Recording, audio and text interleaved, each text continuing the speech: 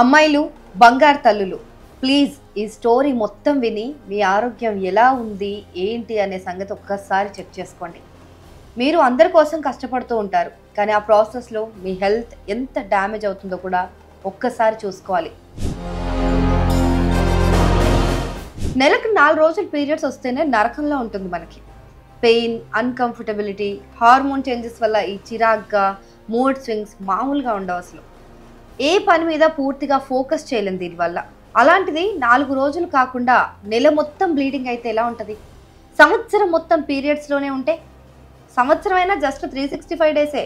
కానీ యుఎస్కి చెందిన TikTok user poppy 1000 రోజులకు పైగా పీరియడ్స్లోనే ఉంది కంటిన్యూస్గా. ఎరుపు మరకలు చూడకుండా ఒక్క రోజు కూడా గడవలేదు ఆమెకు ఈ 3 ఇయర్స్ నుంచి. నెలలో ప్రతి 27 నుంచి 35 రోజుల్లో వస్తుంది పీరియడ్స్. సో అలాగా వస్తే ఆరోగ్యంగా ఉన్నట్లు పరిగణిస్తారు వైద్యులు. 2 నుంచి 7 రోజుల వరకు ఉంటుంది ఒకవేళ పీరియడ్స్ వస్తే, నార్మల్ పీరియడ్స్ అయితే. కొందరికి లైఫ్ స్టైల్, స్ట్రెస్, ఎక్సర్సైజెస్ లేకపోవడం వల్ల ఇలా ఇర్రెగ్యులర్గా వచ్చినా మహా అయితే 15 నుంచి 20 రోజుల వరకు ఉంటుందేమో. అది కూడా కొందరికే ఉంటుంది. ఇది ప్రస్తుత life style and physical activity లేని ఉద్యోగాలు చేయడం వల్ల, కాలుష్యం, ఇలా చాలా రకాల కారణాల వల్ల చాలామంది టీనేజర్స్ అండ్ ఉమెన్ ఎదుర్కొంటున్న పెద్ద సమస్య ఇప్పుడు. అయితే పాపీకి కూడా ఇలానే ఇర్రెగ్యులర్ పీరియడ్స్ వచ్చాయి. అవి కూడా నార్మలే అనుకుంది తను. కొన్ని రోజులు లైట్ తీసుకుంది. అలా రోజులు గడుస్తుంది, నెలలు గడుస్తుంది, అయినా తగ్గట్లేదు.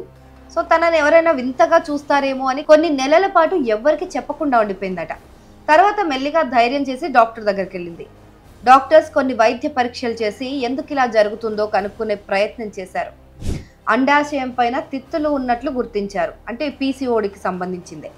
సో దానివల్ల ఇంతలా రక్తస్రావం జరుగుదని చెప్తున్నారు వైద్యులు. మరేంటి కారణం అని చాలా రకాల ప్రయత్నాలు చేశారు, కానీ ఎవ్వరికి అంతుపట్టడం లేదు. దీనికి తోడు ఒక్క నెలలో బ్లీడింగ్ ఎక్కువ అవుతూనే, ఒక 2 రోజులు ఎక్కువ అయితేనే విటమిన్ డెఫిషియన్సీస్ వచ్చేస్తాయి, ఐరన్ లోపాలు ఇవన్నీ వస్తాయి. అలాంటిది తనకు సంవత్సరం పొడవునా అసలు కంటిన్యూస్గా ఎవ్రీడే బ్లీడింగ్ వస్తుండడం వల్ల ఐరన్ అండ్ విటమిన్ అధిక స్థాయిలో కోల్పోయి కండరాల తిమ్మిర్లు, ఎముకల సమస్యలతో విలవిల్లాడిపోయిందట. అయితే ఆమెకు పీసీఓసి ఉందని డాక్టర్లు నిర్ధారించారు. అంటే ఆ సిస్ట్లు కనిపించాయి. అయినా సరే ఇంతలా రక్తస్రావం జరగడానికి ప్రధాన కారణం ఏంటి అనేది నిర్ధారించలేకపోయారు. చివరికి హిస్టెరోస్కోపీ నిర్వహించారు. గర్భనిరోధక ఐయుడిని కూడా చేశారు. ఇవేమీ ఆ సమస్యను తగ్గించలేదు. ఇలా ఎన్నో వైద్య పరీక్షలు, వివిధ చికిత్సలు, మందులు తీసుకున్నప్పటికీ హెవీ బ్లీడింగ్ సమస్య ఆగలేదు. అల్ట్రాసౌండ్, ఎంఆర్ఐ వంటి స్కానింగ్లలో కూడా ఏంటి కారణమని చూపించలేకపోయాయి. చివరికి తన టిక్టాక్లో తన సమస్య చెప్పుకొని ఏడ్చింది. తన దీన స్థితిని అర్థం చేసుకున్న కొంతమంది ఫాలోవర్స్ వారి సాయంతో తన సమస్య ఏంటి అనే రీజన్ని తెలుసుకుంది పాపీ. ఆమెకు బైకార్నియేట్ ఓవరీ అనే ఒక అరుదైన సమస్య ఉందట. దీన్ని గుండె ఆకారపు గర్భాశయం అని కూడా అంటారు.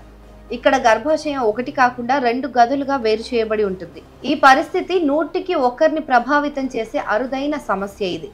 ఈ పరిస్థితిలో ఉన్న చాలా మంది మహిళలకు ఇలానే రక్తస్రావం జరుగుతూ ఉంటుందంట కంటిన్యూస్గా. అంటే కొన్ని రోజులు టాబ్లెట్ వేసుకోవడం వల్ల తగ్గుతుంది, బట్ స్టిల్ అది ఒక నిరంతరమైన ప్రక్రియ లాగా కొనసాగుతూనే ఉంటుంది. 15 రోజులు తగ్గితే నెల రోజులు బ్లీడింగ్ అవ్వడం, ఇలాంటివి డాక్టర్స్ దగ్గరికి వెళ్ళినా అది కనిపెట్టలేకపోవడం, ఇలాంటివి చాలా మంది ఫేస్ చేస్తున్నారు. 100కి 1 అంటే ప్రతి 100 మందికి ఒకరిలో ఇలాంటి సమస్య ఉంది. సో ఎవరు బయటకు వచ్చి చెప్పుకోవట్లేదు, దాని గురించి ఆలోచించట్లేదు. సో డాక్టర్స్ కూడా దాన్ని ఎక్కువగా డయాగ్నోస్ చేయలేకపోతున్నారు కొన్ని సమస్యలని. సో ఒక్కొక్కరిలో ఒక్కోలా దీనికి లక్షణాలు ఉంటాయి కాబట్టి అంత ఈజీగా దాన్ని కనిపెట్టలేరు. సో ఈ టిక్టాక్ ఫాలోవర్ చెప్పిన దాంతో తను ఒకసారి ఊపిరి పీల్చుకుంది. ఫైనల్లీ తనకు రీజన్ తెలిసింది. అట్లీస్ట్